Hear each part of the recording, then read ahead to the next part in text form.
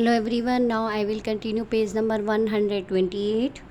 अब मित्तल ने तो ऑटो वाले को बोल दिया कि चलिए हम सब आप अंदर चलिए, हम सब मिलकर ढूंढते हैं। मित्तल और उसकी माँ ऑटो वाले और उसके साथी को अंदर ले गई। अब मित्तल इन सबको लेकर अंदर जाती है।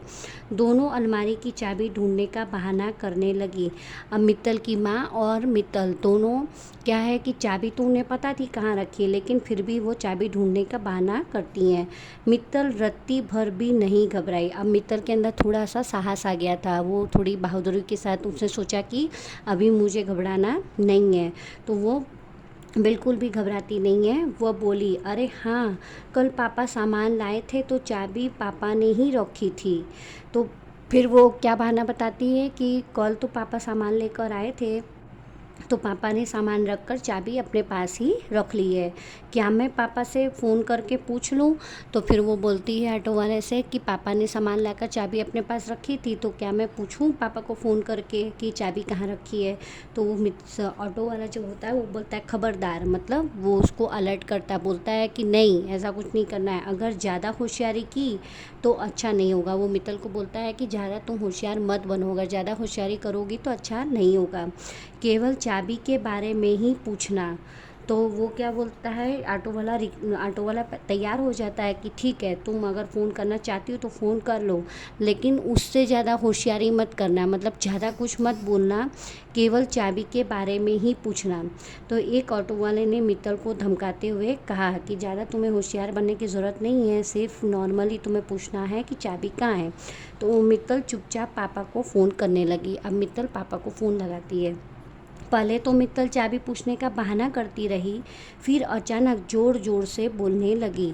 मित्तल ने जब अपने पापा को फ़ोन लगाया तो वो पहले धीरे धीरे चाबी पूछने का बहाना करती रही, इधर उधर बातें घुमाकर बात करती रही, क्योंकि अगर वो तुरंत का तुरंत पूछ लेती तो ऑटो वाले को पता चल जाता और वो चोरी कर लेता। लेकिन वो बात को इधर उधर घुमाकर जानबूझकर इधर उधर बातें करके फ़ोन पे पापा को पूछती रही। और फिर जब भी उसके पापा को समझ में नहीं आया कि वो क्या पूछना चाहती है, तो वो अचानक से ज़ोर ज़ोर से फ़ोन पर चिल्लाने लगी, पापा आप जल्दी से घर आ जाइए। मित्तल की इस हरकत से दोनों ऑटो वाले घबरा गए और आपस में लड़ने लगे। अब जब मित्तल ज़ोर ज़ोर से चिल्लाने लगी कि पापा आप जल्दी से घर पर आ जाइए, तो उसकी इस हरकत को देखकर दोनों ऑटो वाले क्या हो गए, टेंशन में आ गए और आपस में झगड़ने लगे। उधर मित्तल ने भागकर अपनी माँ और स्वयं को रसोई घर में बंद कर लिया। और जैसे ही वो दोनों ऑटो वाले झगड़ा करने लगे, तब मित्तल ने तुरंत ही दौड़कर अपनी माँ को लेकर वो गई और रसोई घर में उसने दोनों को, मतलब अपने आप को और अपनी माँ को रसोई घर में बंद कर लिया। सबसे पहले मित्तल ने अलमारी की चाबी छिपा दी। मित्तल को पता था कि अलमारी की जो चाबी है वो रसोई घर में रखी है। तो वो जैसे ही वो दोनों लड़ने लगे, मित्तल ने उस समय का फ़ायदा उठाया और दौड़कर वो दोनों रसोई घर में अपनी माँ को लेकर गई और रसोई घर अंदर से बंद कर लिया। और फिर उसने रसोई घर में जो अलमारी की चाबी रखी थी उसको छिपा दिया। तब तक मंदिर की आरती भी पूरी हो चुकी थी, और मंदिर की जो आरती थी वो बाजू में मंदिर की आरती हो रही थी, इसलिए और भी कुछ सुनाई आज पड़ोस में नहीं दे रहा था।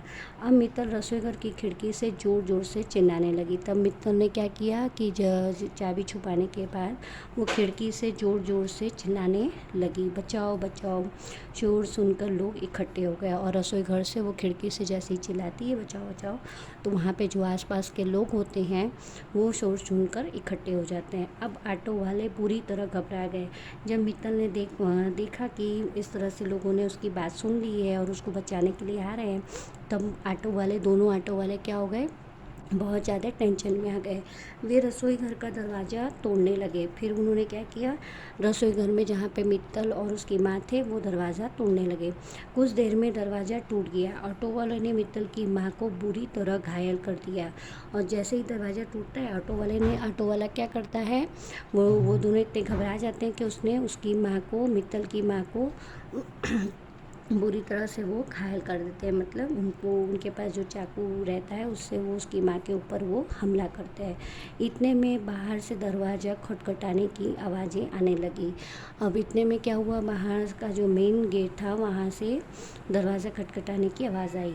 मित्तल दरवाज़ा खोलने के लिए बेचैन थी, लेकिन ऑटो वाले ने उसकी गर्दन पर चाकू से कई वार किए, परंतु मित्तल निडर होकर उनसे लड़ती रही और अंत में उसने दरवाज़ा खोल दिया। अब मित्तल जब दरवाजे की आवाज़ सुनती है तो वो दरवाज़ा खोलने के लिए जाती है, लेकिन ऑटो वाला क्या करता है मित्तल के गर्दन पर चाकू से कई बार उसके ऊपर गर्दन पर मारता है, लेकिन फिर भी मित्तल उनसे डरती नहीं है और लास्ट तक वो लड़ती रहती है और जाकर वो दरवाज़ा खोल लेती है।